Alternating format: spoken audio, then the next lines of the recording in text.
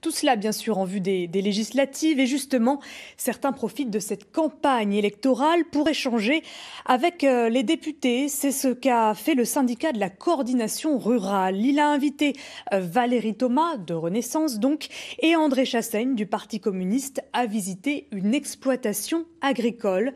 En toile de fond, la souveraineté alimentaire. Reportage à Lezou de Camille Da Silva et Christophe Jouvente.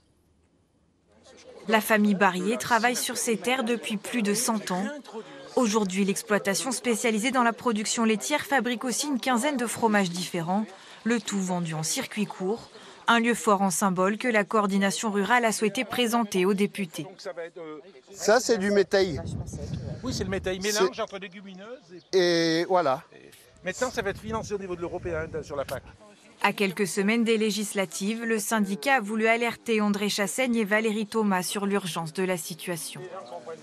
Si les engrais et le gasoil restent au niveau où ils sont sans correction, les agriculteurs vont tout simplement baisser le niveau d'utilisation de ces produits et il va s'en suivre une baisse des rendements. Une baisse des rendements qui risque d'induire un manque de nourriture pour les gens. Pour protéger la souveraineté agricole et alimentaire, le député communiste André Chassaigne demande plus d'implication et de contrôle de l'État. Garantir les marges, avant tout, c'est faire en sorte qu'on n'ait pas des importations dans le cadre des traités de libre-échange qui font qu'on a chez nous des produits qui ne répondent pas aux mêmes normes sanitaires, aux normes environnementales, sans compter bien évidemment des normes sociales. Donc il faut être beaucoup plus strict, appliquer la loi, puisque c'est dans la loi mais ce n'est pas appliqué. De son côté, la députée de la majorité, Valérie Thomas, se dit prête à aller plus loin que les lois Egalim 1 et 2.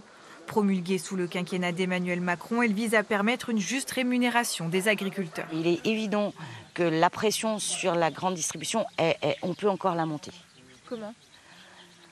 Des pénalités, je pense qu'il y a des choses à inventer, des choses nouvelles qu'on n'a jamais mises en place. Alors que la guerre en Ukraine fait flamber les prix, le syndicat espère que les candidats aux législatives feront de l'agriculture l'une des priorités de la campagne.